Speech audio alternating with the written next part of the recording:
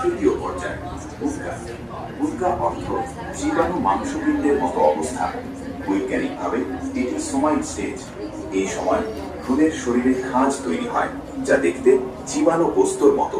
সূত্র: তারপর আমি শুক্রবিন্দুকে জমাট রক্তে পরিণত করেছি, তারপর জমাট রক্তকে মাংসপিণ্ডে পরিণত করেছি, তারপর মাংসপিণ্ড থেকে হাড় তৈরি করেছি এবং হাড়গুলোকে মাংস দ্বারা আবৃত করেছি, তারপর তাকে অন্য এক সৃষ্টিরূপে গড়ে তুলেছি।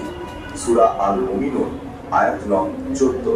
আধুনিক বিজ্ঞানে একে বলা হয় কন্ট্রিফিকেশন, অসিফিকেশন ও মায়োজেনেসিস, অর্থাৎ আগে কাঠামো পরে পেশি, সবশেষে আসে খালকান আঘাত।